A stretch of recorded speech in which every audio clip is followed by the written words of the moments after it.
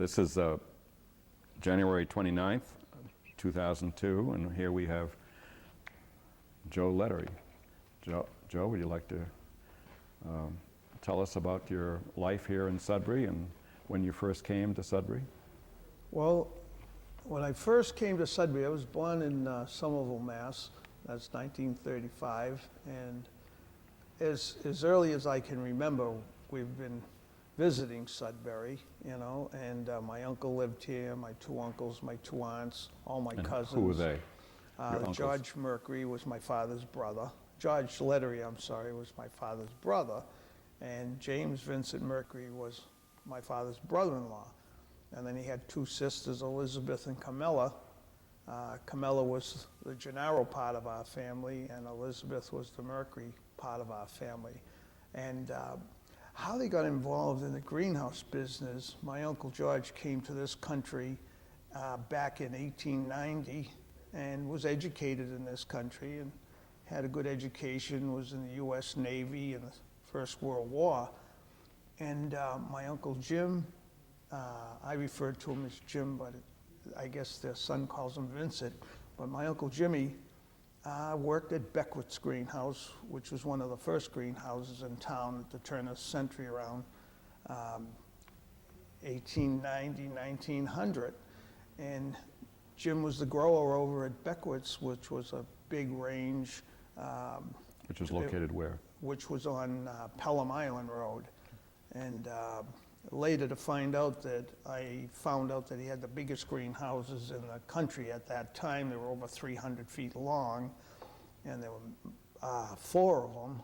So you can imagine the size of them and the height of them. In those days, they never thought about bringing the height down because of the heat. I mean, this is the Northeast, the coldest part of the country. Right. And these greenhouses were just enormous. So actually, my Uncle Jimmy worked there, and he was the grower. And it was an art to grow anything. As you know, if you have try and grow a tomato plant and get tomatoes, it's an art. And you have to have something in you. And his secret to success was he could root cuttings where a lot of growers couldn't root cuttings. They'd put them in the sand, they'd water them too much, or there wouldn't be enough ventilation, or they'd mold. So you were constantly always trying to root the cuttings. And this was my Uncle Jimmy's success, was that he could root and he could grow anything. So between the two of them, my uncle came out here. My uncle had 2 barber shops. He was an accomplished barber in those days, and he had a barber shop in Roxbury Crossing. He used to cut the hair of Deborah, Kelly, all the big wigs, Tobin, and he had a lot of connection. He was very smart. He had a great business head.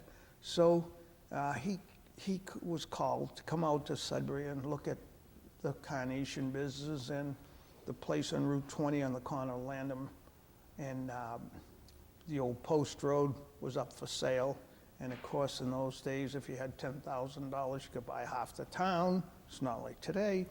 So between the two, my uncle was the business head and the salesman, and he did all his own bookkeeping and everything. I don't know how he could do all that. And they established a very, very good business. But was there a greenhouse there before? The greenhouses were there. We built, they built on, I shouldn't say we, because I wasn't alive yet. Right. But I can tell you from what they told us, you know, because I was always in that greenhouse ever since I could walk, that they built a couple more on. There was 2 big greenhouses there, and then there was a hilly part, and at the time, instead of building huge greenhouses like Beckwith had because of the heat in the winter, they started building on the side of a hill, so there was no wall on one side. It was come right off the hill. Right. So that part was underground.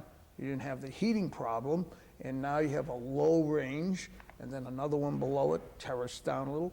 So these 2 greenhouses cost probably 25% to heat as the big ones, and they were equally as large, but they were lower. Yeah. So everything was changing naturally, and the greenhouse business is amazing. Carnations in Sudbury, that's all everyone grew. There was probably 8 or 9 growers, and everyone grew carnations. And Right. I want to say that, Excuse me. One thing I couldn't cover. We got somebody at the... What year, Joe, did your uncle buy the greenhouse? I think that was 1928, it was in the late 20s. So those were rough times too, very rough times, but the carnation business was a good business. It just was funny. We were talking, they went through the Depression, no problem. I understand some of the highest prices they ever got for carnations were during the Depression. Wow.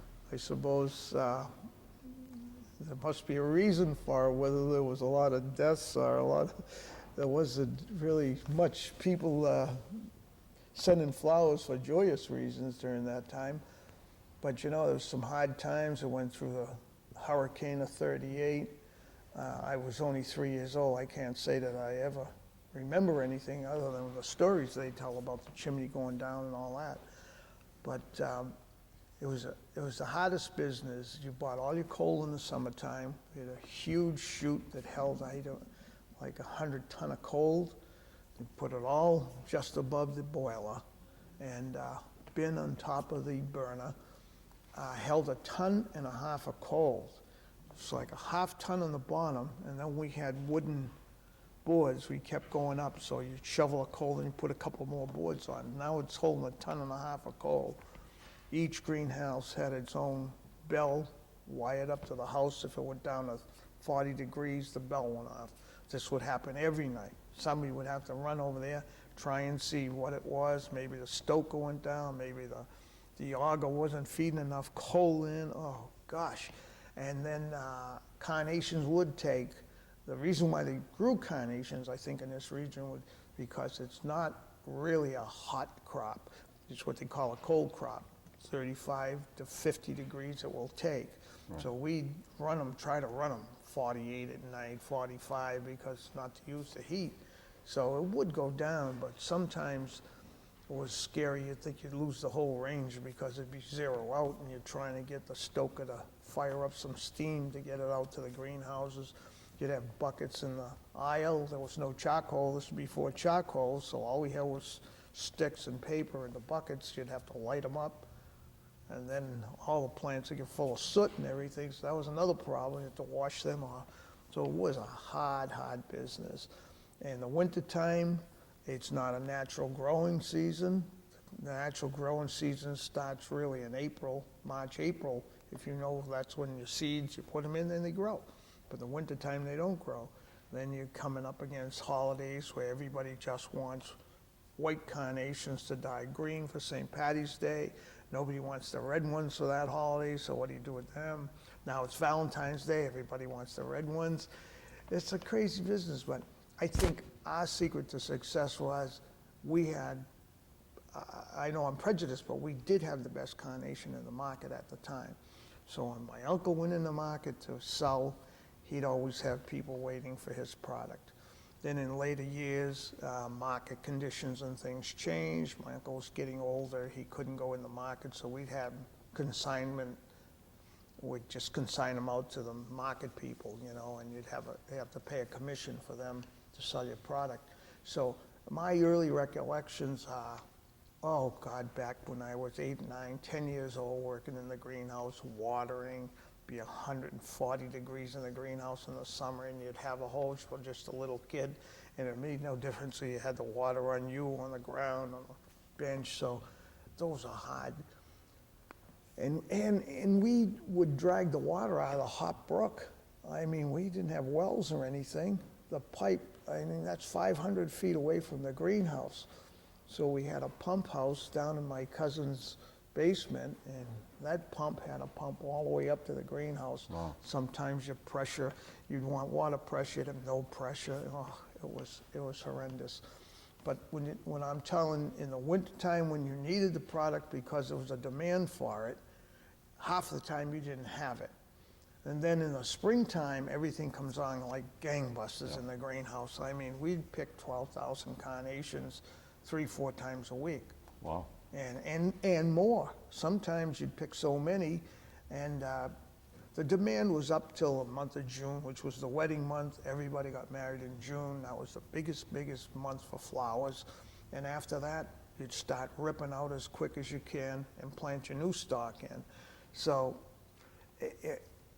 the summertime was when all the florists went on vacation. The flower shops, they went on vacation. It was not a good time for the florists. And then the outdoor flowers took over. So we also had outdoor flowers as well as carnations give us a cash crop in the summertime to get through, you know, pay for your coal because winter's coming. Right. So it was pretty good. You had all these things going. And every little square inch in that greenhouse was a big deal. I mean, if this was the bench and the rows were going along here, well, there's a little space here, 6-inch space. You could plant an iris bulb there and pick X amount, 2,500 iris in one greenhouse, see? So my uncle would research all these things. He was in the market. He knew what was selling. And there was this little candy tuft. We used to grow candy tuft along the benches. We used to grow gyp, baby's breath, you know, Right. snapdragons, small mini snapdragons. And all this was bringing money in, I mean, and the greenhouses were running All anyway. the time with the Yeah. basic crop of Right, carnations. right. And so you're heating by coal, and then you had a change. When did the Well, change come about? you know, when the Second World War, naturally, gas and oil you couldn't get. So right after the Second World War, everybody changed, you know, over to oil. But it was an expensive proposition also. I think every greenhouse had 2 boilers. That's another thing. So we had one set up with coal anyway. It was always full of coal, ready to roll. And then we had the oil burner here. So if that went down, boom, you fired this other one up. So at least you had a backup system, you know. We had a backup system with both boilers, but by the time you get it going with coal and the heat water and to get steam off, it'd take you hours, you know. But oil was a godsend. But then what happened during the early 70s, we had that energy crisis. As you know, people are waiting in line. You could only get your gas on an odd day if that's what your number plate was. So that bothered us too because we were not burning house oil was number 2. We were burning a crude oil, which I think was a number 5.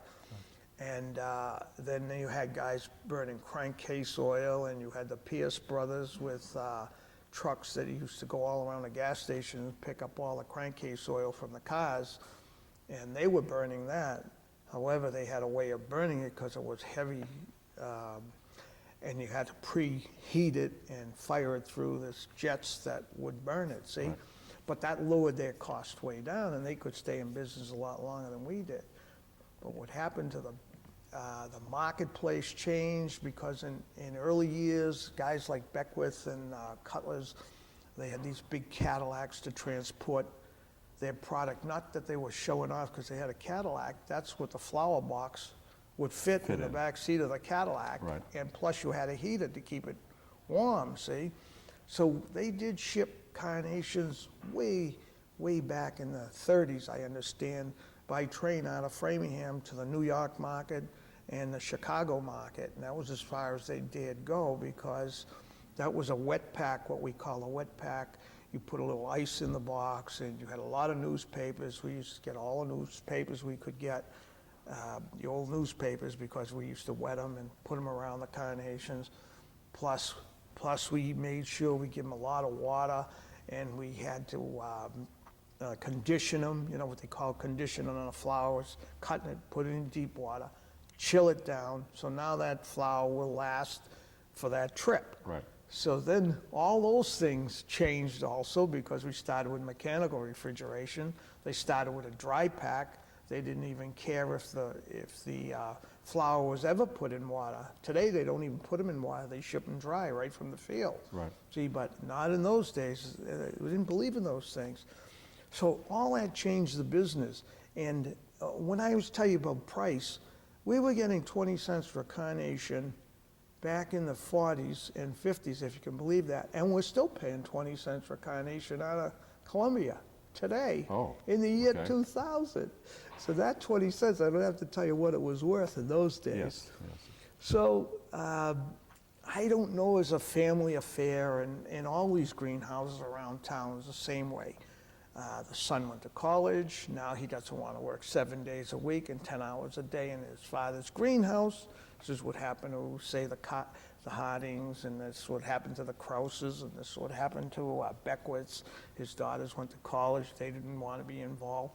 So now, when you have a family business, all you can think of is having your family work for you. You cannot think of having strangers work for you. So all those things led to the greenhouse business really disappearing in Sudbury. But one of them was the fact that this was the carnation capital of Yeah. the country, or the world maybe, but. At that time, At yes. that time, in which time was that? That was in the early 30s, 40s, And then what happened? 50s. Well, we If you could started shipping, show us on when the- we on the- started, on when the we world. started shipping carnations out of Boston in the 50s, when air freight went down, then we started shipping out of Logan to all the markets in the country. And there was one particular person, like he just happened to be our salesman, Carl Schiffman and Mo Lieberman. And he was a young guy that had just come out of college, and he had the brain to get every marketplace in the country, visit them, line up all the wholesalers, and ship from Boston, because we had the best carnations, and basically the only carnations at that time. Really? So he would ship out of Boston. So once they saw how hard a carnation was, how strong it was, it lasts 2.5 weeks in an arrangement, it became a very popular flower from Florida to California, Colorado. So the guys in Colorado were looking at a lot of sunshine, which we don't have here in the winter months, and a little better weather. So they started growing carnations, and their quality, I tell you the truth, was far superior to ours, because whether it was the atmosphere or whatever it was. More sun. Hard, big stems, big flowers. And then California started growing heavy. Right. They had taken part of our rose business here, because we were the carnation town, probably the biggest growing carnation town, where Woburn was growing all roses. Ah. So for some reason, it just seemed to be central areas that were growing, like gardenias, all were grown in Belmont, and tons of them, but And that's, pansies were grown in Newton or something. yeah, in Needham and that's or- how it yeah. was, see? So California started shipping back this way. Right. Colorado started shipping back this way. Their quality was a little... What approximate year was that happening? I would say that was in the late 50s, early 60s. Business started that to I can change here. remember. Right. A big change. Yeah. When air freight started, it changed the whole world, Then they started, you could not buy, say, carnation cutting, but carnations are easy to propagate. All you needed was the shoot on the side in order to propagate it. Right. However, roses was the same way. You couldn't buy rose cuttings. You had to buy them from Johnson Brothers, Pierce, all these rose people over here. Yeah. So they made the mistake of selling rootstock to California. The next thing you know, that started just a revolution out there. I mean, they grew roses better than us, carnations better than us, under cloth. We're growing them under glass with And they could heavy, get them heavy. up back here quickly. Big heating bills here. Yeah. Heat went up from 2 cents a gallon. I know that sounds ridiculous, 2 cents a gallon, but that's all we were paying, to 28 cents a gallon in like 3 months when we had the energy crisis. 2 cents So to 20. That was the squeeze. Yeah. That was the squeeze. It sure was. And when we started in business in, say, 47, 48 with the Sudbury Flower Shop, and we called our wholesale part was Lettery floors. We had 3 greenhouses. We burned #2 household oil. It was cheaper to burn that and cleaner, because you didn't have the breakdown at night. You still had a lot of breakdowns, but not like you did with the thick oil, Right. So we were burning #2 oil, same as your house. It was hard to believe. But then again, the cut flower people were running a greenhouse 12 months a year, whereas the potted plant people and the vegetable people were only partially running their greenhouse just a part of the year. So we were really locked in. In the summertime, when I tell you we were ripping the greenhouses out, Right. we needed 20, 25 people. In the wintertime, you only needed 4 people to run that same thing, plus my 2 old uncles, they would bunch the flowers, you Right. know. They did the, I won't say easier job, but they did the, you know, more humane job rather than picking and cutting and lugging. Right. So we'd get a rain. So I'd have to commandeer all my friends in school to come to work for our greenhouse because Kurt Harding was doing the same thing with his friends Recruiting. to have them come over to Ted's place, you know, Yeah. and Ted would give them 50 cents an hour. We were giving them 37.5 cents an hour. We would have to take and feed them, make it more interesting for them, give them a break, you know, and bring donuts over at 10 o'clock. No one ever had a break in those days. So that's how we, you know, You attract the attracted kids. yeah. And it was funny, the same kids, like from 12 years old till they graduated high school, would stick with me in my greenhouse, and the same ones would stick with Kurt, and Mr. Kraus, his daughter, would have 4 or 5 of her friends, and that's how, and then even so, even if we had competition, you wouldn't know it. Right. If you had a problem with your plants when they were growing, you would call us, because you know Vincent Mercury has been around since forever, since early 20s, Right. and he could run up there and look at that plant and tell you exactly what's wrong with it. That's the way we all operated. But you were also utilizing the Waltham Field Station, weren't you? Yes, yes. See, Waltham Field Station, when they started, it was floriculture and agriculture, both parts. So when I was 16, it's funny, I was the youngest member of the Waltham Field Station director, and I would go to the Concord extension. Concord had a beautiful extension up there. Right. And then we'd go down for our big meetings down in Waltham. So the best part about them, they used our farm and our greenhouse, the Lettery's florist, as a model. So all the new concepts that came along, any new seed, any new methods, any new spray, and all they wanted to do was follow through on what it was and what, you know, as long as you documented it and they were able to come up. Right. So that was good for us because we all, when we started in the greenhouse, you had to shovel all the dirt out, shovel all new dirt in. Now there might have been a dump truck, that's all you owned, but you didn't own a scoop. Those weren't even invented yet. No one knew what a scoop was. Nobody knew. We had tractors, that was about it. No rototillers, none of that. Right, no front-end loader. All by hand. So Right. you'd shovel the dirt on the truck, bring it up, dump it on the ground, wheel it in the greenhouse. Like shoveling Yeah. sand against the sea. You know? Yeah, I know that expression. But, so this, when I tell you how hard that work was, you just, if you didn't do it, you would never believe. Then they started sterilization, a big change. Now, when do you think you We started used that? the same system, that was the late 40s. Same soil. Same soil. And you had a cloth to cover the benches, and then you had to pipe steam in it, and you had to bring the temperature up to 180 throughout the bench. You had to test it with So you big already have the thermometers. steam there from your heating Yes, system. but you never had to run your heat in the summertime. See, now you're adding expense on top of Right. expense. Right. And then the rototiller came in, so now you don't have to do all this fucking by hand, and you put fertilizer on, and then Canada come in with peat moss, which was a soil loosener, and vermiculite started because when you steam the soil, it was so wet, it was muck. Yeah. And it took months to dry it out sometimes. So now you needed something else. So all these things Vermiculite, yeah. evolved around 50s, 60s. Everything seemed technology, all moved at once after Right. the Second World War. Right. You know, because the effort was put onto farming and agriculture and horticulture. So then the rototiller came into being. That was an incredible thing. We all had these little small rototillers that you could put on top of the benches Right. because if they were too heavy to go through the bench. Right. So peat moss, and then you had another problem. I'm thinking ahead of myself when you said the Waltham Field Station. When we started sterilizing, that brought salts to the soil. Soil. And this was a big problem because you, Excuse me. It's his paneling that he, George has his oh, paneling this made this out is of it. one of the benches. Right, it's one of the benches, Yeah, and the yeah. salt is what Okay. is on the bottom. Okay, I'll show. So, sorry.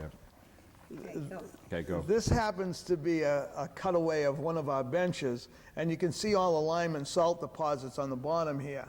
And now, one of our big problems with salt, it affected the growing of the plants, and now your plant wasn't a good sturdy plant, it was a very thin plant. Right. So there's where the Waltham Field Station came in, because free, nothing's free today, but everything was free then, Yeah. which was part of, can you tip it up? So we can- what, the board? Yeah, Oh, Okay. sorry. all right. And this is redwood, by the way. Or picky cypress, according to George. Is that what he said? Yeah, picky Oh, cypress. gosh. We burned redwood from the benches this Later. winter. That was 50 years old. It was still the way it came off the tree. Okay. It's amazing, but we used to use strictly redwood. I didn't know this. Maybe it was cypress. But so what I was saying, you bring your soil samples right down there, Yeah. and that day they will call you up and tell you what you had to do. There's no delay, anything. This was how important it was to, Right. to this area. Get a crop. Yeah. So it was really interesting. So when I say we were very fussy when we put our product to market, everybody's growing carnations, you had to have a little niche. We had our own, it was a cardboard cutout like a fan. So my uncle, instead of bunching flowers like you see them come up from Columbia now, they're just bunched in 25. They look just like a round, just throw them together. No, we fanned them out, X amount on the bottom, Right. X amount, and then we put our own sleeve on it. So that was our own advertising. Your name. See, Your yeah, name was on Lettery the and sleeve. Mercury, Sudbury Greenhouse with a Right. phone number. So whoever bought that would call you up. We did a lot of direct business.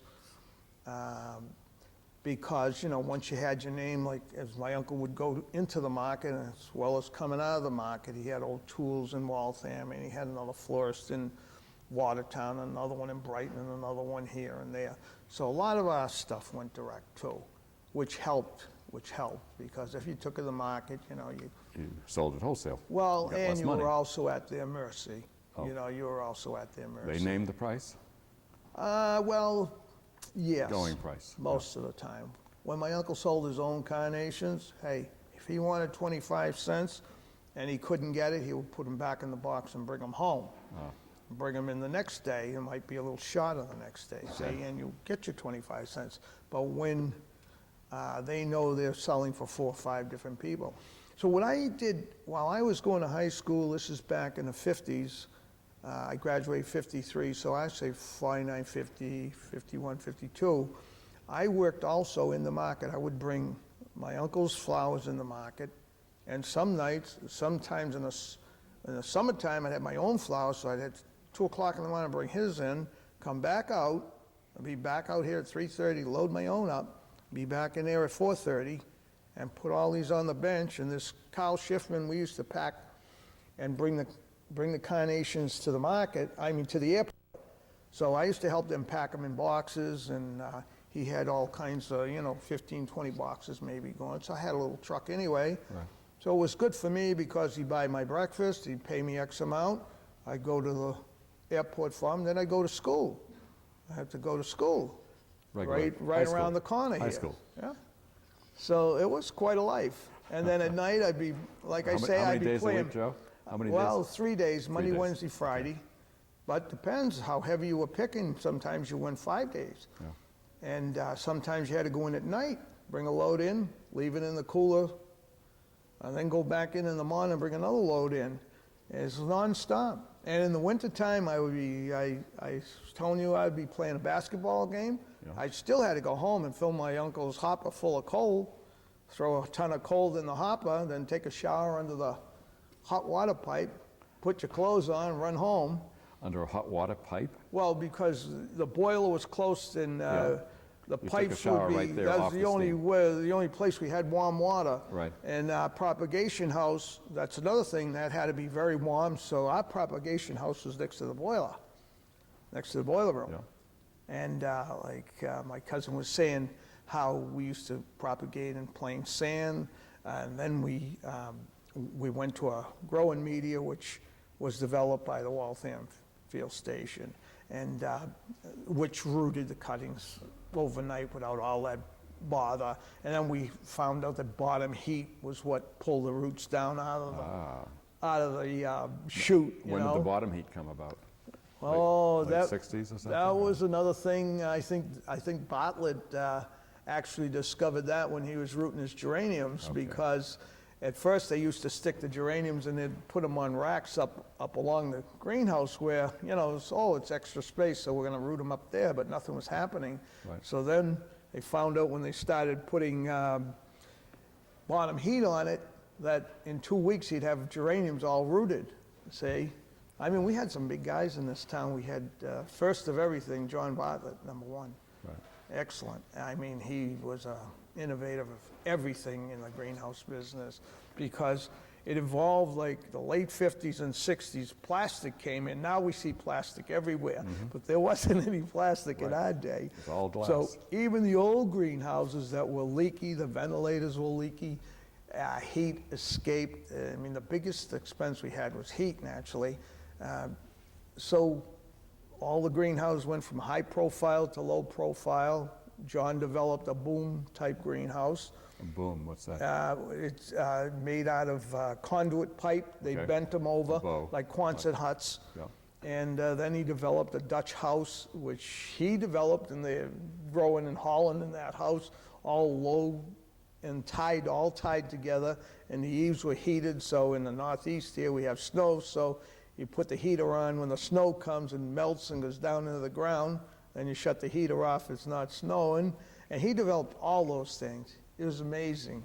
As far as ventilation and heating, those are two major things in a greenhouse. Yeah. So when plastic came about, we had the privilege, all of us around here, of dealing with George Ball Seed Company. They were the biggest in the world at that time. And Ken Tufts was a young guy out of college that took over his father's seed route, and he used to buy and sell, and if you had extra, say you had extra stock plants, you wanted to sell, say I said, hey, I got 200 white carnations, I don't need them, or 2,000 white, but I need some pink. Right. Well, he'd go around and he'd see if he could swap them over with another grower for you. And so he started with the plastic, and he came down to our greenhouse and he said, you get a perfect place for a plastic house. And I said, well, what do you mean plastic house? He said, well, they just developed this back in our experimental lab. Do you want to try it?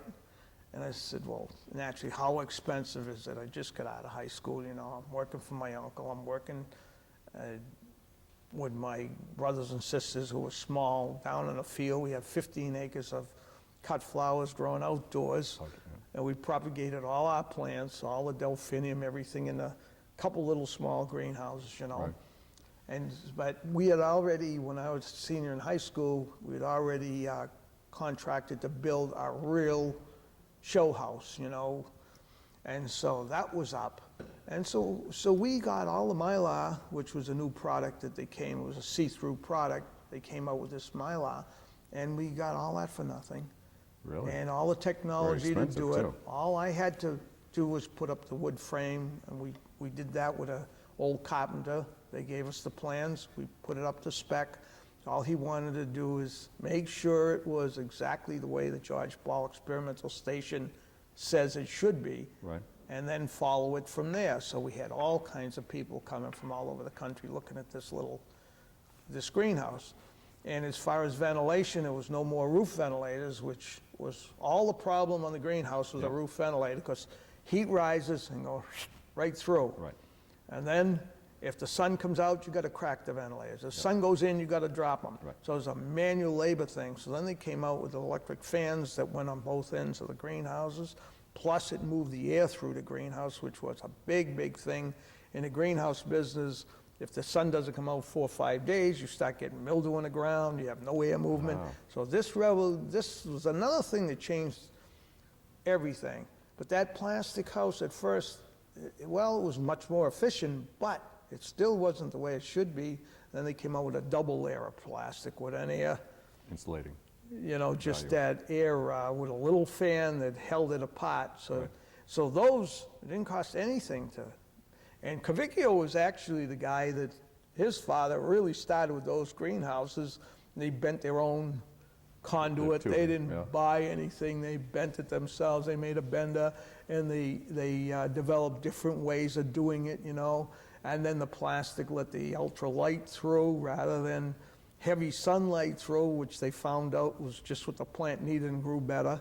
Right. And of course, he was growing potted plants, but everything's, it's the same.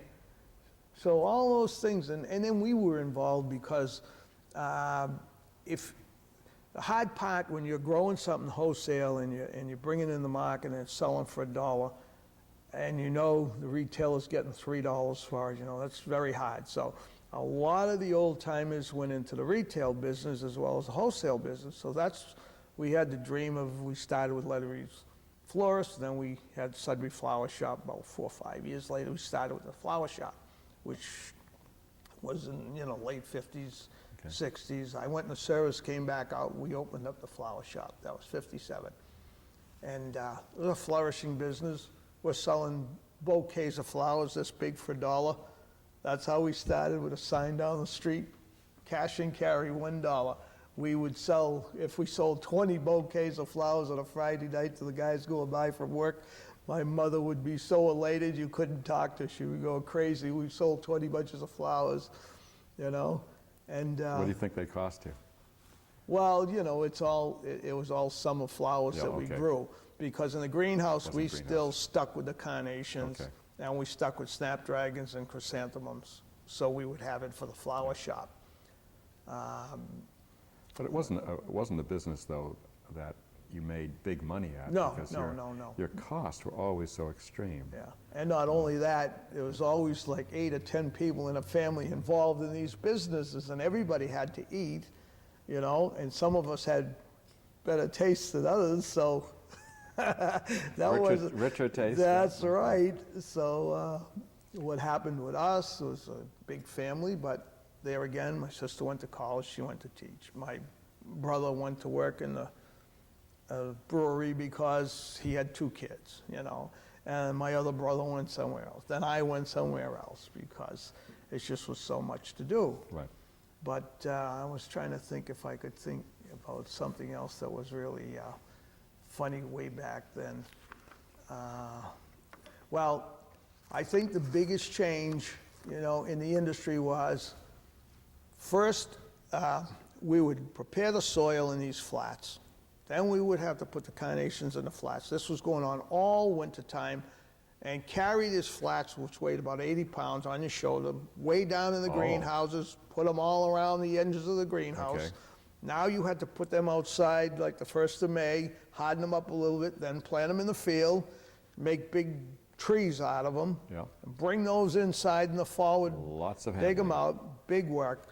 Then someone came out with a direct plant idea, never thinking you could root cuttings and take them and put them in limbo, put them in a controlled atmosphere, say 38 degrees, Right. and they wouldn't rot and they wouldn't die, and then you could take that same cutting a month later or 2 months later even and direct plant it in the soil. Say, nobody ever would think that could happen, but that's what happened. So that eliminated tons of heavy work. Didn't eliminate your work, but a lot of work. Now we had my uncle had one little greenhouse. I say little, I'm talking about maybe 80 feet long and Right. 30 feet wide. And that was his propagation house, and that was all new varieties, he called it. And we couldn't pick a flower out of that greenhouse. We didn't sell anything out of that greenhouse. In those days, there wasn't a good pink carnation.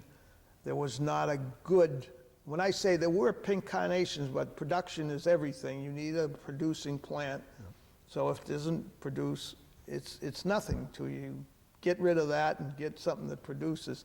So we had a sport come out of someplace, one of the plants, which just means all of a sudden an odd color comes up or an odd carnation and one twice as tall. anomaly, You don't know. Yeah, abnormal. So you take the cuttings off and then hope that you may get something out of it. Sometimes you don't. Right. So we had this one house that we would dig that plant out and bring it over in that house. And for the most part, purples, there wasn't good purples, there wasn't good yellows. And my uncle, Jimmy Mercury, and my uncle George, they developed this pink mercury, which was the sweetest color, the best color for years of a plant. However, it didn't produce heavy, but it was an excellent one. And we sold that, they patented it, they sold it in Germany, they sold it all over the world. It's good, you know, it sounds like they made a lot of money, but as soon as somebody buys the plant, they're not supposed to take cuttings for 7 years off it, but they do immediately, and they don't need you anymore, you know? They buy 100 plants, they're all set. So, but we also took the flowers in the greenhouse and made seed, carnation seed from them, and let them bloom right out until they just look like they're falling apart, and rip them open and take another one and rub it in them, you know, rub it in the calyx and see if you could develop colors. So we did develop a couple. We developed, well, the two major things they developed was the mercury pink and the mercury white. Those are the two major standards. And then Mamie Eisenhower, when Eisenhower was president, they came out with, there was a red sim and a white sim. And this is another big carnation grower, the Sims brothers. I think they were in, Oh, yes. yeah, I can't remember where they were. But they were big carnation growers, and they had a red and white, and they happened to get one that was speckled, and that was called Mamie Eisenhower, and that took the country by storm. Right. And another thing, in wedding work, they used to take standard carnations and cut them in pieces, what we call feather them, wire them, and tape them, and that's how you got all little size carnations. But one time, everything was standard. Everything was a big carnation, no such thing as a mini. But when you get to the end of the season, you know you're going to pull a bench out, and say you cut that crop. Once it goes off, crop takes like, I think it takes 12 to 14 weeks till it comes back on crop. So you let it go. So we didn't disbud them. I mean, what you give the standard carnation is disbudding all the, and just leaving that one main stalk with that single bud in the top. Right. So one house we didn't disbud, and we just let it go. And it came out so beautiful. They were all whites and pinks, so we cut them. My cousin Pat, who's George Mercury's brother, said, why don't we see if we sell some of these in the market? They're beautiful. So we took in a couple hundred bunches, which is really, it isn't anything. It sounds like a lot, but it's nothing. And the florists saw those little carnations, they went crazy. And that's how it started, everybody started doing minis, you know, just leaving them go. Miniature carnation. Yeah, and certain varieties were smaller than others, so then they started developing a mini carnation, which took the country by storm. You know, I mean, it was the biggest thing. And then Pat Mercury, in later years, when my Uncle George died and his father died, they developed a quill, which is a Mercury quill. It's still probably the prettiest little pink and reddish carnation, a little blush-colored carnation. They sold that and patented that. That's really what Pat Mercury and George were really famous for. That one particular quill was beautiful. So it's like I say, it was quite a business. And when I think back, I still dream about these days. I really Or do. nightmares, which? Well, they weren't. There were Keeping the good furnaces times. It running. was hard work, but there were good times. I remember we had that Model B truck, and you had to go in a greenhouse, and now the carnations are grown real high. There's wires every 6 inches. You had to string wires, and then box everything off. All the plants would grow in a little box so that all the stems would be straight. Right. And you'd have to go along and push everything in these little boxes. Then they grow up a little more, string another wire, throw threads across, you know, one guy on each side. And so when you started ripping that up, you just take a hedge clipper and you clip, say, 8 or 10 feet of these, and you pull them up and roll them, Right. throw them out the window, and now someone has to take a fork and flip it on the truck, and we'd have a mountain of stuff on the truck. And of course, all the kids in high school want to hop on the truck to go dump it naturally. Yes. And the big thing was sitting on the front fenders and see if you could shake them off while you drove down over the railroad tracks. It was good times. I mean, and you sweated though. We would take salt pills. You had to take salt pills or you'd faint because 140 degrees. yeah, and everybody was skinny. If I was 125 pounds, I was a lot. Right. And I was senior in high school, but I mean, it just come right off you, all the weight, because it was terrible. So with a glass greenhouse, Joe, you didn't have any way of covering it like they do today with a screening for summer use, do you? The shade cloth, the you shade mean? cloth, Yeah, yeah, we Did you did. have- Oh, did you they have had it. something? But we would squirt lime on the greenhouse, you know, the same thing. And we had the shade. There was two evils. In the summertime, you wanted all the sun you could get. But you didn't want to work in that 130 degrees, 140 degrees. So you would hopefully you want to put a little lime on and cut the sun down, but you didn't want to, you know. Right. So that was, you didn't know which to do. And then we would put linseed oil in with the solution so it would stick on the windows. Then invariably you couldn't get it off. Right. But in another problem with glass house is every time you had to make a repair, you had to climb up it, whether you liked it or not, like a monkey, you had to climb up that greenhouse, and all we had was a little board that went across and caught on the ribs to get up on that. So I'd be the littlest guy, so Joe, you know, You're the glazer. yeah, you go up. Oh, I could cut glass and glaze greenhouse. But you'd fall through every now and then. I fell through one time, the big house we had that George was showing off of the head house. That was a huge house, and I fell through from the top all the way down. Cut my leg in through here, but that was about all. I was lucky I didn't get really hurt. Certainly. Yeah. But then, you know, people, when the plastic came out, they forgot about the ventilators and everything. They just covered their glass house right up over the top. As long as you had a solid, Oh, they they took, just went right over ventilators and all and installed the fans up the end. Oh, I It didn't cut know your that. heating down 50%. right. You didn't dismantle the glass house. Nope, You just used threw it, the plastic right put over the it. plastic over it. Yeah. And so there was a layer of air between the plastic Well, and the glass? not on the or- greenhouse itself. Like there was no way to do it. Okay. See,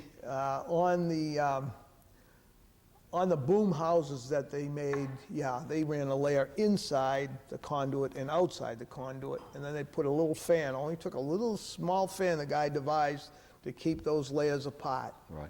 And it was a riot. And then they also devised this tube that went down the center of the Yep. greenhouse with holes in it. Right. You could either use that just for strictly for ventilating, or you could use it for your heating duct. See? So you just run the heat down. I mean, it's amazing, that big plastic house we had.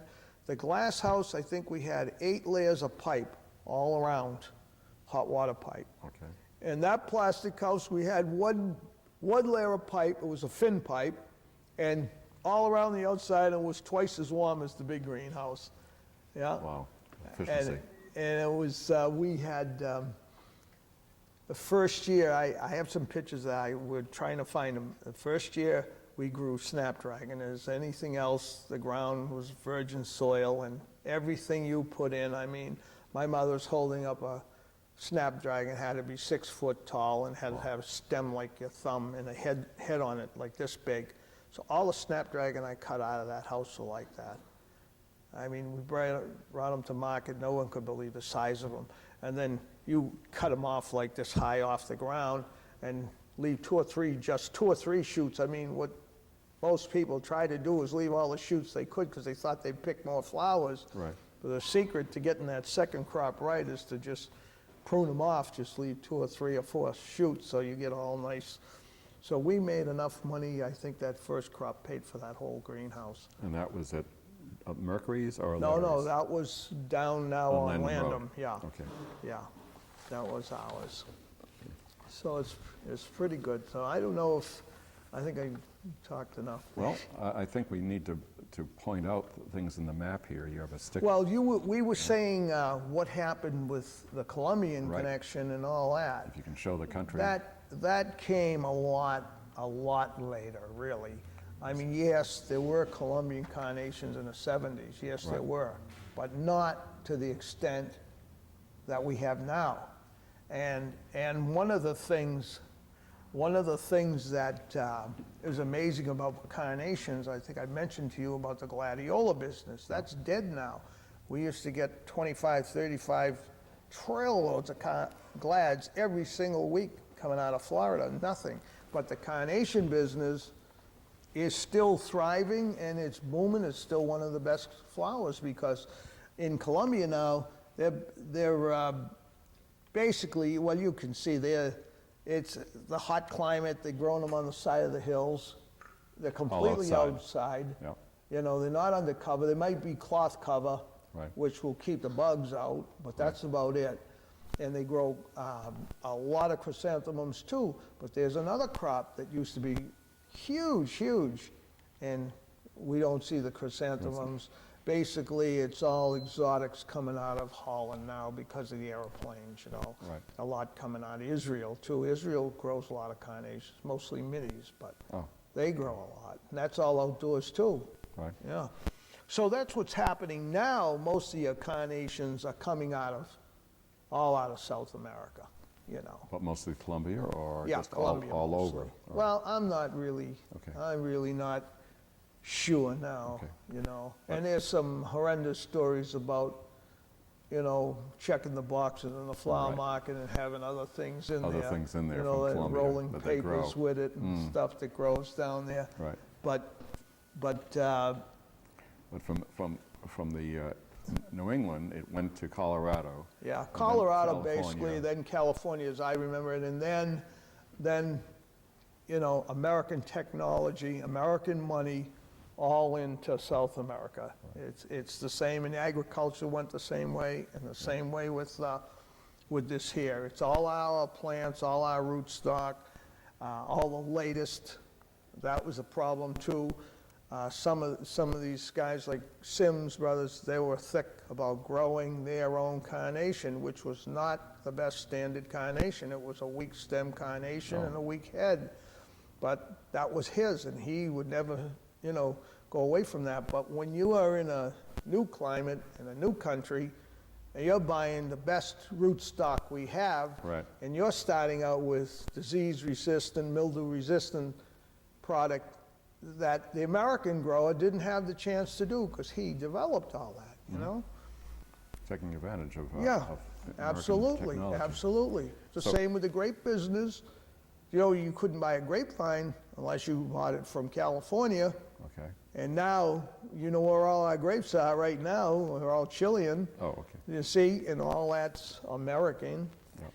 But the carnation business is still thriving, but the product and the price is the same as it was back in the 40s that I remember it. Can you 20 imagine? cents. 20 cents. That is amazing. Yeah, Yeah. it really is. And the fact of well, I wouldn't call it a fact, but there is we've heard that somebody had done a study at some point and shown that it was cheaper to grow flowers in Colombia. Have you ever heard of that college student study or a thesis or? Is Well, this an it's urban the myth? old story. They still have the problem of freight. Yeah. Today, in 2000, freight's atrocious. 10 years back, maybe 15 years back, yes. They don't have the problem in the labor we have. That's the major thing is the labor. Right. And their growing conditions are easier than ours because they don't have the heat. So there's two major things. Yeah. They have a big jump on us. But now it's as far as if you're growing something wholesale, you're not getting the money you should get for it because it takes the transportation to bring it here. You know, you're paying $1 for lettuce and it's on sale for $1 for a head of lettuce. And the farmer in California is getting, I think I just read, the quote was $3.50. $3.50 for a what? box for 24 A heads. box of 24 And heads. he has to pack it, cut it, ship it. Right. So that same analogy is to in relation to In carnations. relation to the carnations, the same thing. Right. The only thing is, they can put I think we were putting, 650 carnations to a box now, that when they ship them, is 600 to 800 carnations in a box. Right. And when we were shipping carnations, we couldn't put 100 carnations in a box. That was, you were packing them like diamonds, everything was You were just so. you were fanning them out, too. Yeah, and plus we're very fussy, Right. So So- your packaging was higher price Oh, back yeah. then, but Oh, yeah. cost really- Everything was hand-packed, not the way they pack it, they just, even roses were the same now, roses just, they roll them and boom, Yeah. And then as it gets to the marketplace, they don't even want to touch them, they just want to sell them as a market bunch, they don't want to even touch them, Right. so. So would you do it again? Yeah, well, I suppose. I'm not doing it now, and I have a choice, so I don't know how much I would do again, but yes, I would, sure. It That sounds like it was a great- lot of fun, especially with your family working Great all together. business, and growing up, it was altogether different. And life in Sudbury was quite different then. I mean, you could probably sit outside when you first started on the corner of Landham Road and Boston Post Road and watch a few cars go by an hour, maybe? Oh, Yeah, well, there was always cars on that road, because that's the main route out of Boston, but not many.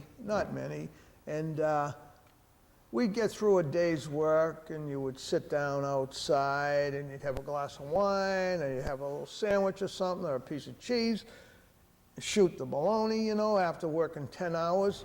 Right. Today, everything's quick. As soon as a guy punches his card, you better get out of his way, or he'll run you over, Everybody's in a hurry, everybody has something to do. In those days, it wasn't all this hubbub about being in a hurry and everything. I used to have to fight with my parents because I wanted to play baseball and I wanted to play basketball. Right.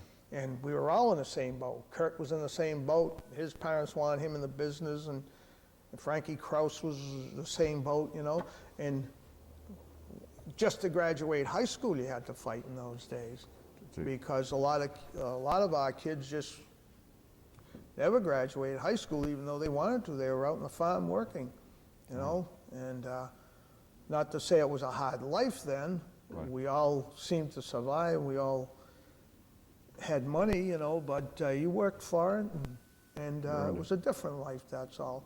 And I think everybody stuck together. It was a small high school. We had 6 grades in just the white building, and you knew everybody from 6th grade up, and Right. you all stuck together. And There was only 2,000 people here. yeah, it was less than that. I think we come here was 1,600, if I'm 16, not okay. mistaken, And that road that we lived on, the first development in town was Wagon Wheel Road.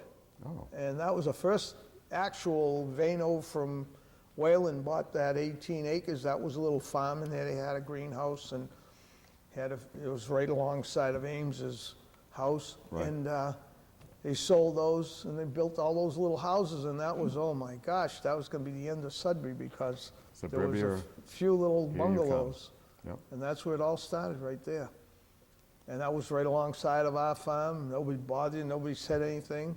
We had a roadside stand on the road, and we bought our corn from Cavicchio, every day you'd go up there, and the old man said, oh, gee, so these kids gonna be something, my 2 boys, oh, they're gonna be something. Right. We sold corn 10 cents an ear and $1 a dozen.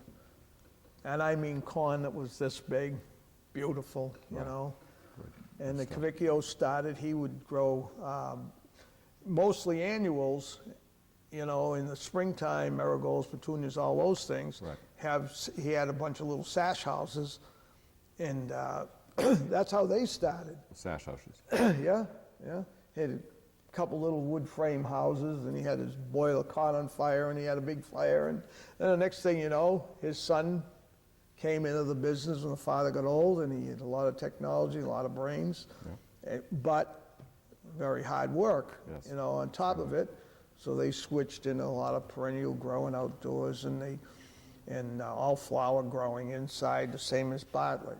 Bartlett was basically a geranium cutting grower, Right. shipping cuttings all over the world, developing his own stock and Yeah. everything. So all of you got together, it sounds like. You knew Oh, each other. You we're helped all each other. friends. Yeah. And then when I went to work in the supermarket business, funny, and all this helped me, all my experience in the flower business, because I was buying floral products, $1 million worth of floral products for Purity Supreme. Okay. And this is when energy started going wild, and all these greenhouse, during the 80s, there was a plant craze. You couldn't buy enough plants, you couldn't grow enough plants. Everybody wanted them in their house, Okay. give off the nitrogen or oxygen or whatever. It was Yep. a health thing. Right. And so all my friends, everything's relevant, everything went around and around, because the retail florists thought that the supermarket was going to kill their business. And I was a controversial speaker on the first panel it was an FDD meeting, Right. and I was with all the growers, and I was a supermarket buyer, and they asked me if I would get up and speak, and I almost got railroaded out of the place, you know? And I told John Bartlett, and I told Clive Olson, who was the biggest grower down in Taunton, I said, well, one of these days you're gonna have to call me up and say, Joe, I'm stuck with 2,000 mum plants. He said, no, it'll never happen. I said, well, you mind if I come down and tour your greenhouse and see what you have, Clive? He said, no. So we made an appointment. That next week I went down there. This is after the guy just about throwing punches at me at the meeting. Right. And I'm looking at his greenhouse. Said, what are you going to do with those mum plants? A little 4.5-inch mum. And he said, well, they're gone by. I guess I'm going to have to pinch them back, and maybe I'm going to throw them out and this and that. I said, well, how many are there? 8,000. Oh, Clive, give me a price. Oh, no, we're not going to sell at a supermarket. Just give me a price. He said, well, how much will you give me? No. I was in your business, I said. I know how hard it is to grow them. Right. How much do you want? Right. I'm not going to argue about price, because we're retailers. We're going to get it on the other end. Right. So I said, 50 cents. Pack them up. Deliver them right here. All of them? Yeah, all of them. We had 36 stores. Right. It was nothing. 50 cents, we sell them for $1, boom, they're gone. Yeah. So then I went into Bartlett's, whom he's 7 or 8 years or 10 years older than me. I'm not exactly sure, but I remember him in high school. I remember him going to college, and I remember him starting his greenhouses. Right. The old rundown place in the front, and then he had a big boil in the back, and he's developing all kinds of things. So when I went to his greenhouse, because he had tons and tons of geraniums at that time, Yeah. he didn't have all the supermarkets that he delivers to now, which is the same way Cavicchio unloads all his product. Right. I said, John, can I look around? He was throwing a guy from Stop and Shop out. Ah. And he says, Joe, you stay. This guy's going. So old Sam, he gets thrown out. He's got a huge company he's buying for. John could be that way, couldn't he? Oh, yeah. But I was his friend, because we were through thick and thin. If his Right. boiler broke down, I helped him. If ours broke down, he come down and looked at ours and told us what was wrong. Yeah. The guy was brilliant, and that's what he studied. So anyway, he looked around the greenhouse. I said, John, can I buy a few things for one of our stores just to try? Oh, I'll never sell to a supermarket. He said, it'll kill my business. I said, I'm surprised. I said, someone as smart as you, John, would even think that way or say something like that. I said, you're in business to grow and sell. If you don't have a market, you better not grow. This is the whole secret to success in business is, if you're a grower, try and have it pre-sold. If you can have it pre-sold and have a good market for it, grow it. If you don't grow it, because I've seen guys beg you to buy their product because it's no good anymore. Right. So anyway, John started shipping to our stores, store to store, store to door. From his greenhouse to our door. Right. Not through a warehouse. He had trucks that went to all the florists. See, that's what, I used to work for florists in Needham, in Macintosh Florist. That's how I learned the wedding business and all that. She was an old florist. And I learned a lot of growing, how to grow lilies and, poinsettias, all the holiday stock. Yeah. So I started with John. little. My wife can tell you, my God, we were taking trailers out of there when I left. And then he started with Stop and Shop, so did Cavicchio, starts, in the early spring, and then that's how they've unloaded and been successful. What was John's resistance to not, or what was the other? No, it was a mindset, they just mindset. had it in their To mind that, protect their wholesale customers? Right. Or, right, that the florist was the way to sell, so, the retail florist, small florist shop. And so when I went with Purity, I was a produce supervisor for Purity and buy produce, but they didn't have floral products. And then when the plant craze came in, I talked the owner into starting with products, soils and different kinds of sprays and things that the Right. people would need, and insecticides and, then moved into some live product, then floral cut flowers. And at the end, when I left there, like I say, we're doing $2 million a year just in cut flowers. wow. It was amazing, amazing, because you had the traffic, see? Yeah. Where the poor florist has to wait for the phone to ring, wait for you to have a baby. I mean, we know that business Yep. because it's a service. A flower shop's a service. You get the person when they're born, when they get married, and when they die. Yep. You get the whole thing. And once you get a florist that you trust, you won't go to the supermarket to find a bouquet. You'll call the kids up the street. Two different businesses, yeah. Yeah, it's a different thing. But, so it helped me because what was happening, guys were growing all kinds of hangers like Swedish ivy, bridal veil, things that are weeds, really. Right. We didn't even sell those kind of flowers in our flower shop, but you could stick them and they'd just keep growing, and you Right. pick this off, give it to your neighbor. So they would call me up and say, Joe, I got to close this greenhouse. It's costing me $100 a day to heat it. I got to close the greenhouse. So I go over to Johnson Brothers, who was a huge range, and they were diversifying into other plants because the rose business was starting to go too.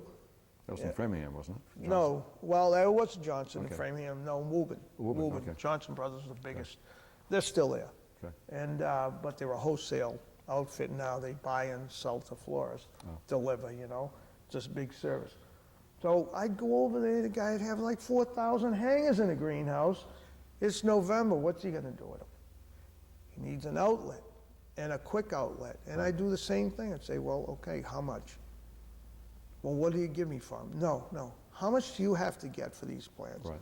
I don't want to chisel you for $1 or a half a dollar, a quarter. That's your hard-earned money. Right. And so that's how I, when I went into that business, I was really an instant success because I had the market and I had the growers. You have to have the source. Neither, yeah. And I knew all these people, and then it got to a point where they were growing just for us. So we'd put them on a timetable. This week we need this.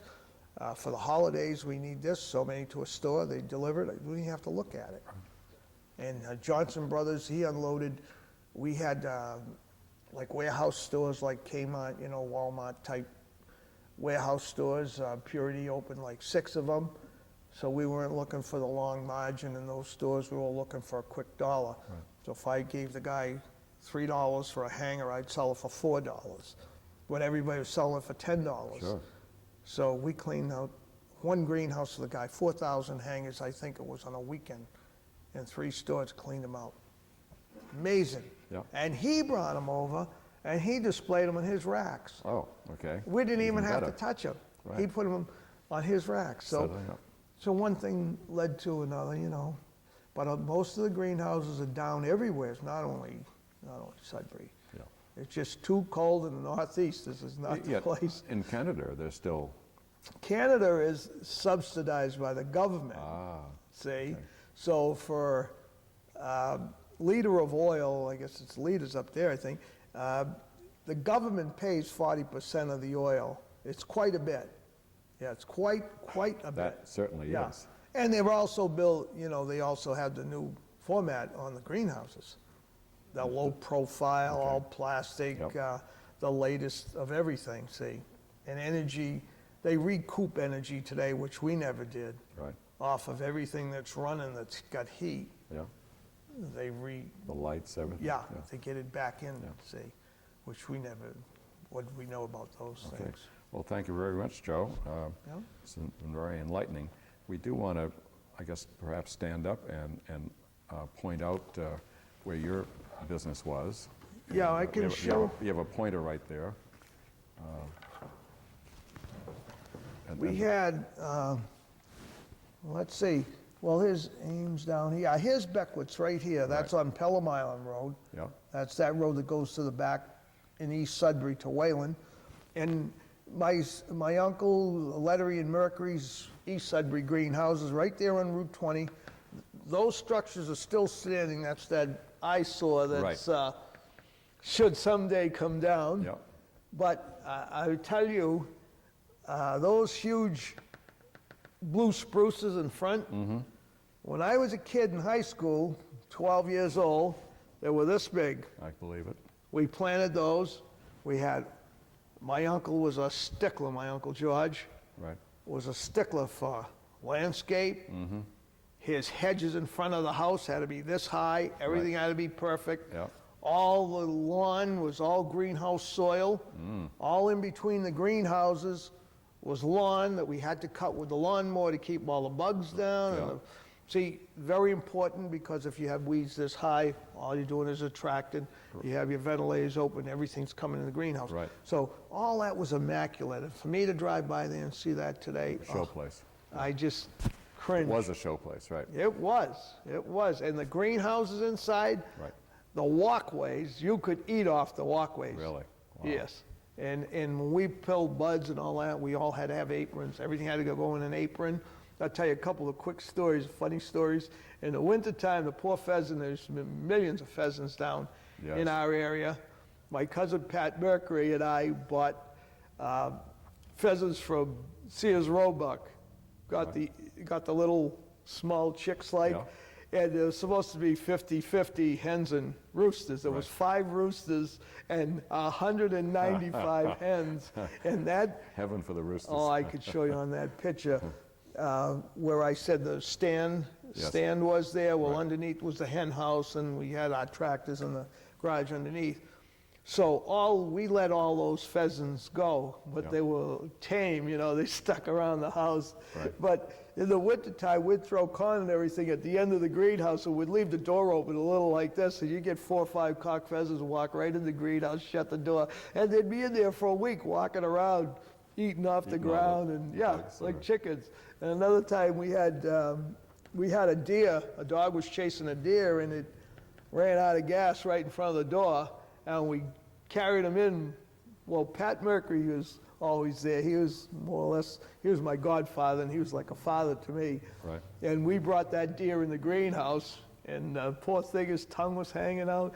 We got it to come back to life, and it was walking around the greenhouse for 2 days. Then we had to throw him back out because he was eating the carnation plants. Yes. Nice. Yeah, isn't that funny? And, But in that area, though, Joe, you had an entire area that was, you had the Mercury greenhouse right there, Yep. Route 20 and Lanham Road, and then you had what next? Going west. going up, Going west. okay, then you had Ted Harding's place. No, you had the gas station. Oh, you're talking right here, your Lanham neighborhood. Road. Your Yeah, Lanham that Road. was all my cousins and uncles and whatever. Right. We had the Mercury's gas station, and now the Peter George had a big stand there. That was Sully Galuzzo, my other cousin. And they had like 12 acres of land behind that gas station. That's where the synagogue is now. Right. Yeah, and coming up the road, we had There was nothing on the other side of the street, was there? No, it's funny, it's beautiful land there. Now it's all built up. Right. But on that side of the road, there was one old farm, and he really didn't farm anything. It's where the Connor Goodman Hill is, Right. right there. There was Griffin's farm, but no greenhouses, nothing. Yeah, just a little old farm. This guy grow basically squash, Oh, That was the easiest thing for anybody to just put on the ground. But we would also give the land down the field years after we didn't grow anything down there. We didn't need the land to grow the carnation plants because we were direct planting. we gave the land to one of the Cavicchio brothers to plant. Right. They were planting corn, cabbage, you know, Chinese cabbage, turnip, things you would never even think, all truck farm stuff. Yeah. So there was almost, I think there was 65 acres in there. Really? Yeah, and then Behind- across the river, Yeah. coming down on the same side of Landham Road, on the left-hand side, we still own that. That's where my brother Frankie had his roadside stand, Lettery's roadside Well, stand. that was your brother. that That's had my the brother. roadside Yeah. stand. And we still own that 28 acres along the river. Right. My Uncle George bought that back in 1920. When he purchased the greenhouse up here with Vincent Mercury, Yeah. he also owned independently that other 30 acres or so Right. down towards, And that was formerly Coolidge, wasn't it? that was Coolidge Farm, Was, yeah, from up Route 20 all the way down to Pelham So Road. your greenhouse in 1928, they purchased it from Coolidge Brothers? Right, right. Ah, okay. Right. So the 150 acres, all that area was Yep, Coolidge Brothers? yep. Massive So, operation. so he bought, basically, a couple of years later, bought that other property down there. He bought the whole thing, you know? And they had the train coming through there, so. And the east station? East Sudbury Station, yeah. My father used to go to work there. He used to get up in the morning. I'm 14 years old, no license, nothing. Drive him up to the train, drive back to, put the car in the barn. Right. Yeah. And the station was exactly located where? Well, it's still there. It's right under the bridge. I don't think the station's there, but Right. right where the Steps. bridge is, there were Steps. steps going down Yeah. to it, and right there was a station. Right. And that train ran 3 trains in the morning, I think one at 2:30 in the afternoon, and then 3 more at night. Right. And we have no Nothing. transportation anymore. No.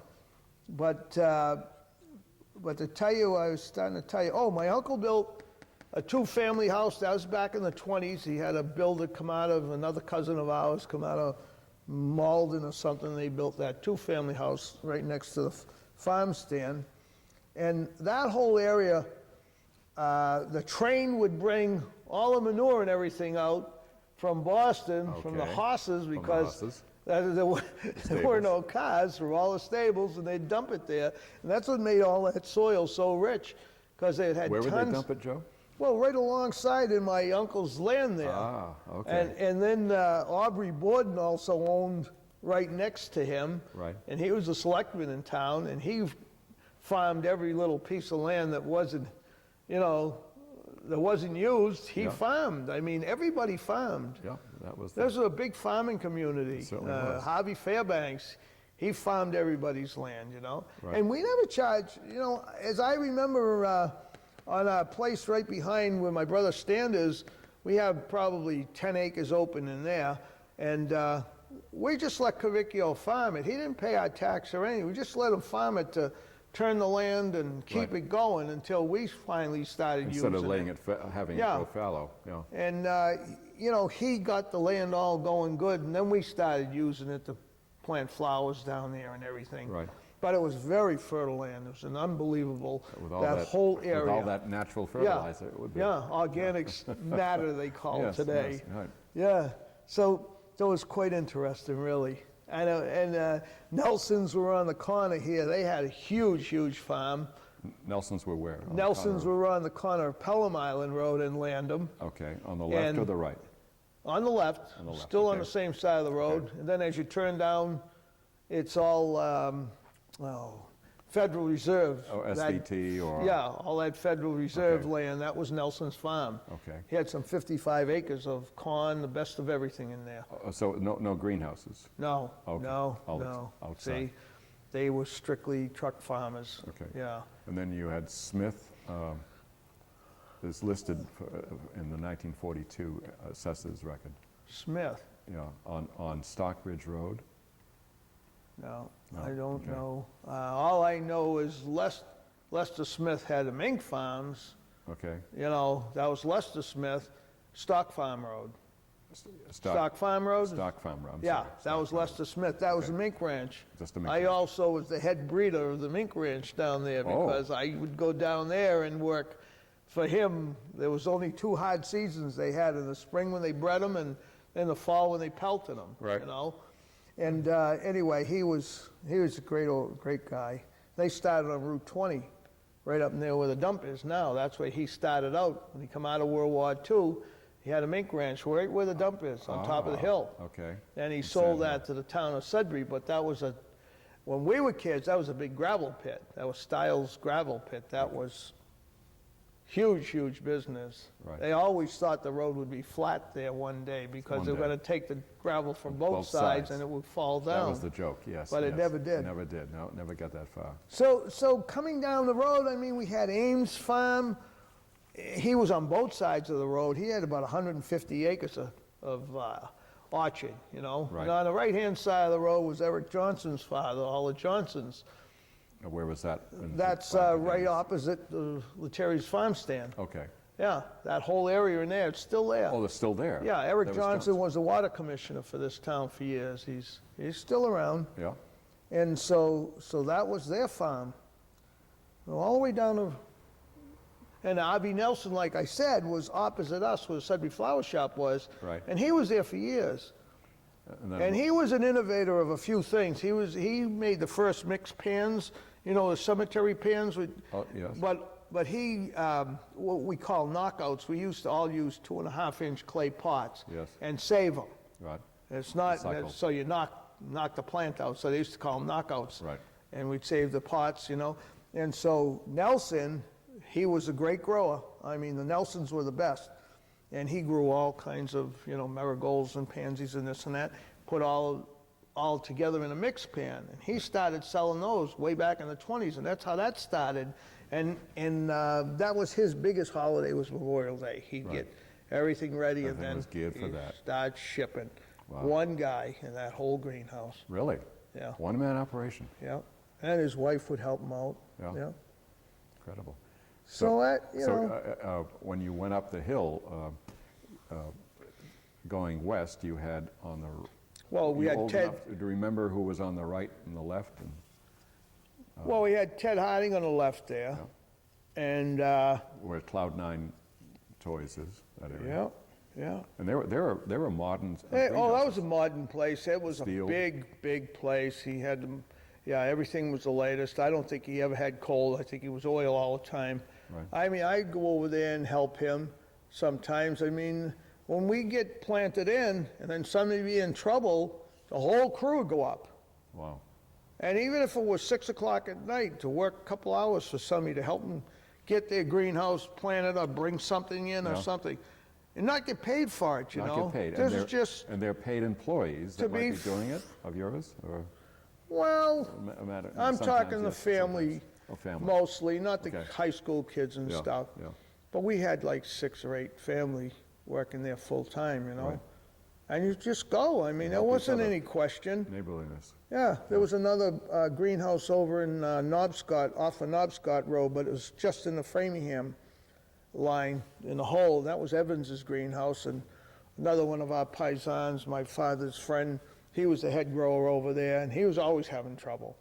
My uncle Jimmy would have to run over there all the time, look at this and look at that, and tell him what to do, figure out what Where was was that? wrong.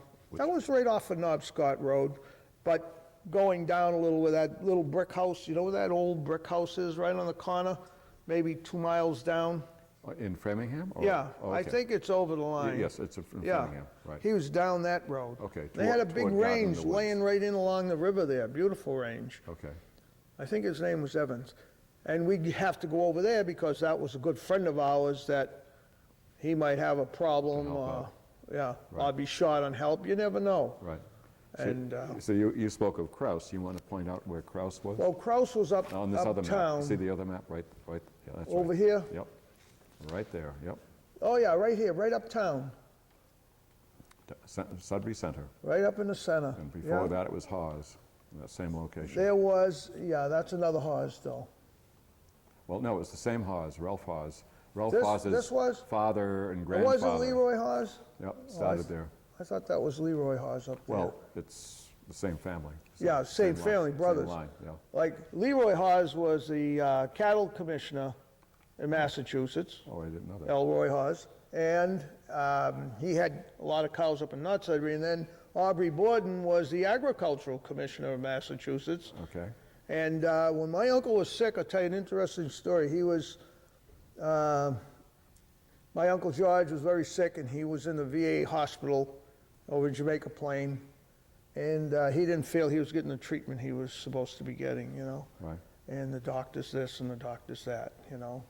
So I went in with Jack Borden, who was probably my closest friend, Aubrey Borden's son, called him up at the State House, went up there. So what's the problem? Boom, boom, boom. My uncle doesn't finish it. Really? Picks up the phone, calls the VA hospital, talks to the guy in charge, talks to his hospital. Next thing you know, my uncle had the royal treatment the rest of the time he was there. Yeah, That's the power of politics. Yes, Yeah. connections. But they were quite the people. Well, Joe, can you think of anything we haven't covered? I mean, you're so extensive here, your experience. Not, I don't know, I had a lot of, you know, I think we're pretty much, I mean, I know all these people from years back, but they're all closed up, like Eaton's off of Concord Road. Yep. The Eatons, I mean, they had the most beautiful range because you could see even now, that's all sun there. Yes. Which is a dream for a greenhouse, you Right, know? right. And when you see the greenhouses, they run this way, east to west. Yeah. Sun comes up here and you get equal amount of sun as it drives across. Right. And the object is not to have anything but sun. If you could be in the middle of a desert, Right. and Eaton's place was just gorgeous. Old houses. So Cavicchio's goes down the valley there now. He's got the. Well, he has that property, I guess he raises a lot of all his But perennials there's and nothing on the things. hillside other Yeah, they're gonna be no, building but the a house. greenhouse is up on the hill. Yeah. And Cavicchio's was just over the other side, and Cavicchio's amazing because he has the most modern setup, you know? Right. He knocked all the old greenhouses down and he automated everything. That's the whole secret to staying in business is not that you have to cut your labor, but that is probably your biggest expense. Sure is. And he really has some place there. And these guys are known all over the country, you know? I hope someday he'll sit down here and, Well, I don't know, they're probably, you know, as a guy told me one time, I was giving a talk about merchandising, and he says, you'll give all your secrets away. I said, really? They still have to do it, you know? right, So I give them my secrets, you still have to do it. still have to work I give a real hard. 5-page handout, which nobody would give a handout, which told everything from advertising to pricing, everything. Right, I said, you're crazy. Well, that's the way I am, but I've had an awful good life, right, great, and I've been pretty successful. great. Okay, So- well, thank you, Joe, and Yeah, we'll- well, it's a pleasure to be here. thank you. I'm glad I met you people. His head. No, this is years ago, I know, because I know it is. this is, 40, 50 years ago, or? oh, more, 55. We bought this place in 47. We bought it in 47, and that's exactly the way it was. Right, Wait a about- minute, this we built on. well, there's a greenhouse No, behind. that was in the back. Whose was that before? Okay, just. This was, Germain owned this place before, and he's an old Frenchman that his father used to farm. Okay, she's and gonna things. focus in on that, Joe. You No, want no, me to put no, these no, up? No, just one at a time, yeah. Okay, So- Well, look at that. Now, we built all that by hand. Right. So what year? This would be 1947 or 1948. Okay, excuse and- me, she's still not, Hey, she's still come on, trying honey. to crop in there. Okay. Yeah, this is the old cameraman here, the producer, cable vision producer here. Oh, yeah, we did a few. Okay.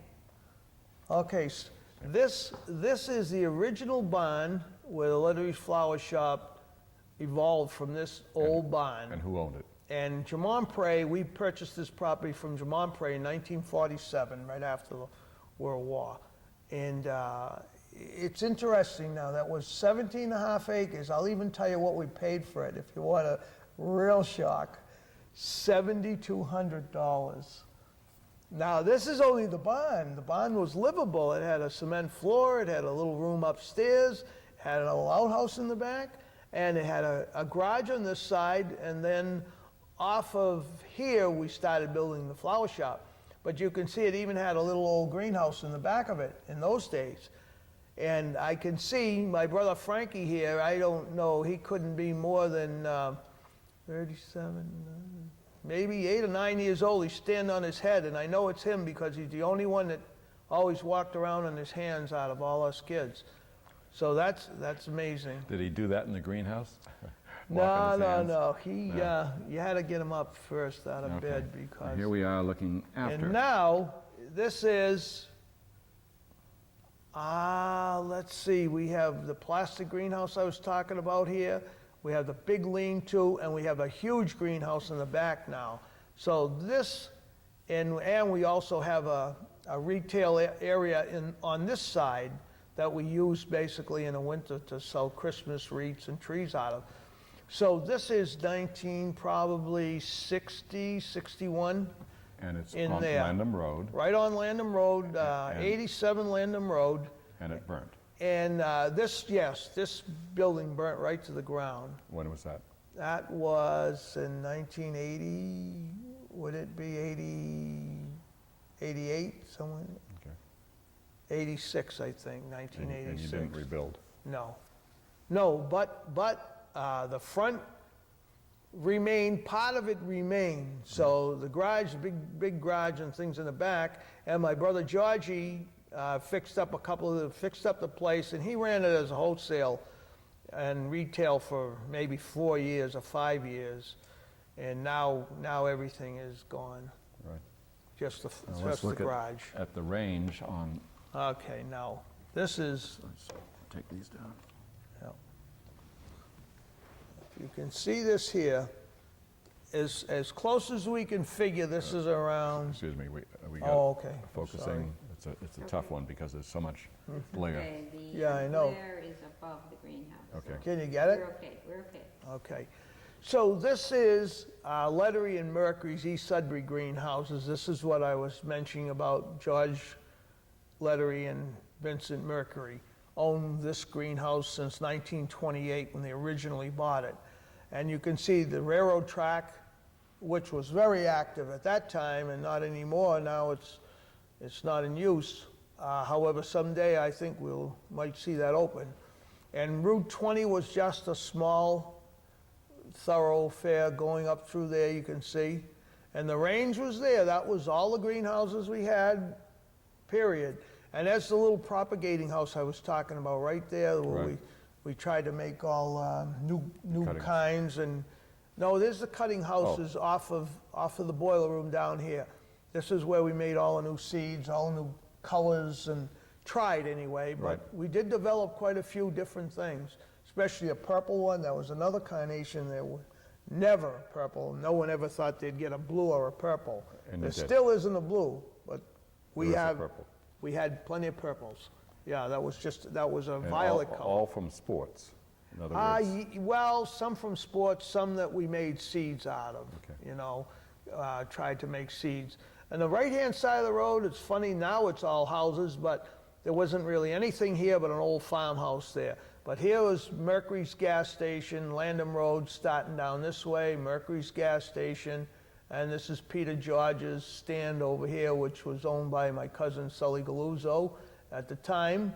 And they had a thriving stand. This is an incredible stand. Inside they had ice cream even back in the late 20s and early 30s, if you Which can one? believe that. Your own? In my uncle's On stand Landham right Road here. corner. Yeah. And my father used to run this with Sully Galuzzo, and then Sully went over and built another stand over there after he got married.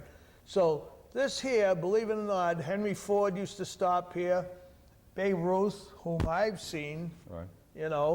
and but my father knew Henry Ford because Henry Ford took a liking to this place and was probably thinking of purchasing it when he Purchasing tried. the house, maybe. Well, when That he was an old tried house. to get, The village. Cavicchio's place at that Yeah, time, he yeah. made an offer on it all. It would have The been Washbrook project. a big thing for Sudbury, but it never materialized. And so that's. So here you have a parking lot on the left. This On the right, is, I mean. this, Edison bought this place back in the 60s, and And after they did all their work and everything, they gave that building to the town for an elementary school. It would become the Edison School yes, for right. quite a while. Right. Because the But town... they never built it, did they? Who, the town didn't build it. Edison built, they had a building. building there. It was a prefab. business, yeah. It was like all offices, but that turned out to be an elementary school Okay. for quite a few years. And that's why you can see all this excavation here. Yep. Well, this, when they start excavating this, I'll tell you how little we knew. We'd be walking out the end of the greenhouses here. This is my uncle's property.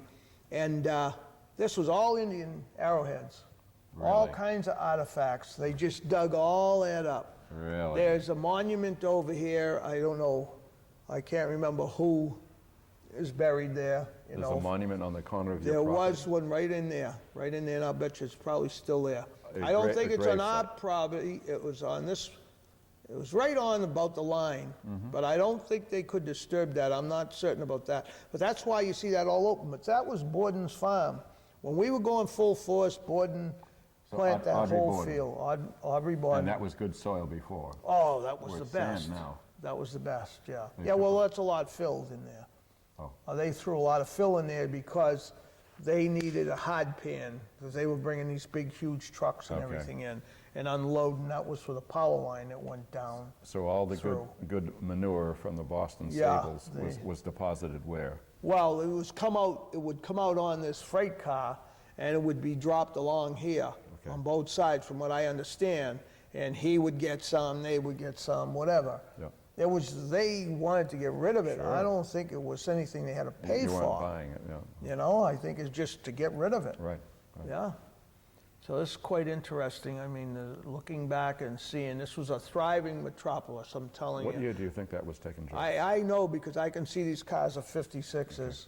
So what happened was some person in town was a photographer in Sudbury, and he used to have a friend up in the Marlboro Airport. Right. And he got this idea of coming around and taking all these overhead shots, Sure. because you can see, we have an overhead shot of this, I will find one of these days, and then presenting you with a package for your advertising, for the telephone, for your cards.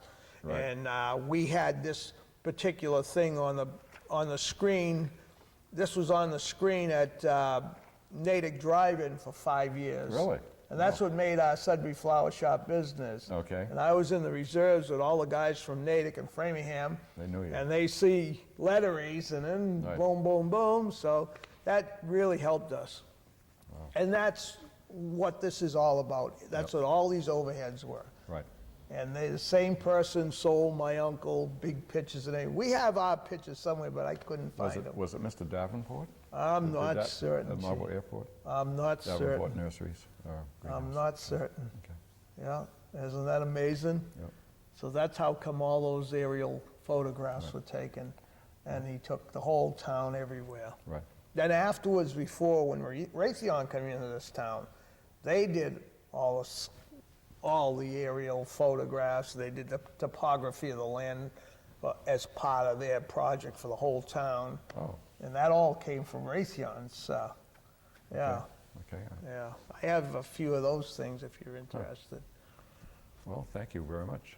Okay. My pleasure.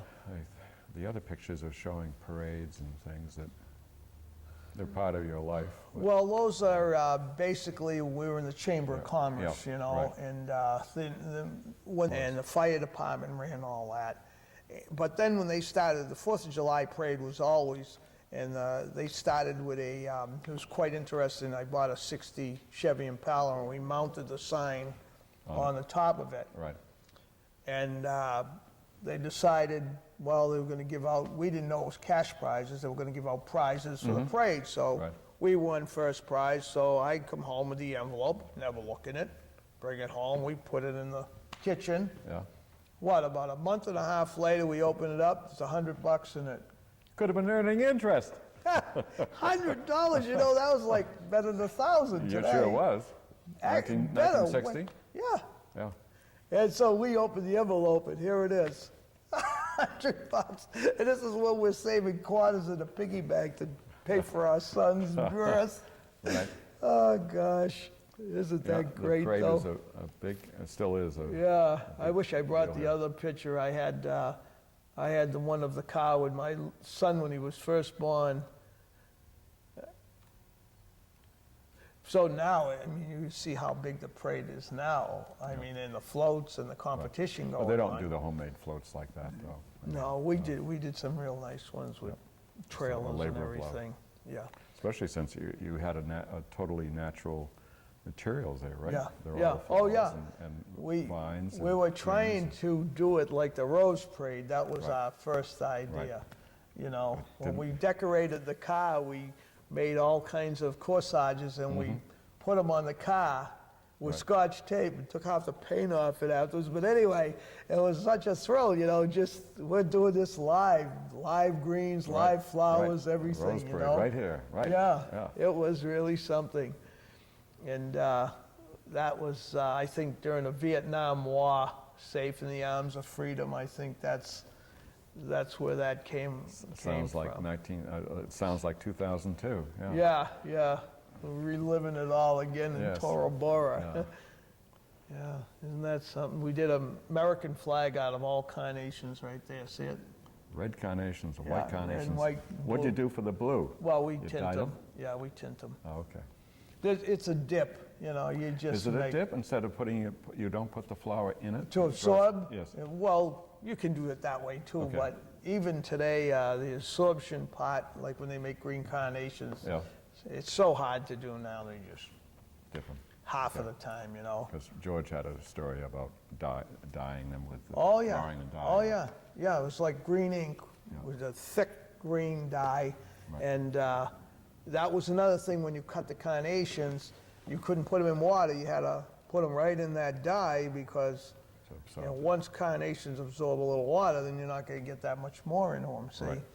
And then you had to watch them. You Yeah. had to pull them out at a certain, otherwise they'd be too. you couldn't pull them out when they were green because they keep getting green, you know what I mean? Okay. So Yeah, right because now- it's coming up, so you know it's coming So I up. guess this shows the. Oh, this another is shot of the- the shop. Yeah, this is the shop that's basically like that, and this is another angle from the hill. But you can see the size of that greenhouse. That was a big greenhouse. That was that plastic greenhouse I'm telling you about. Yep.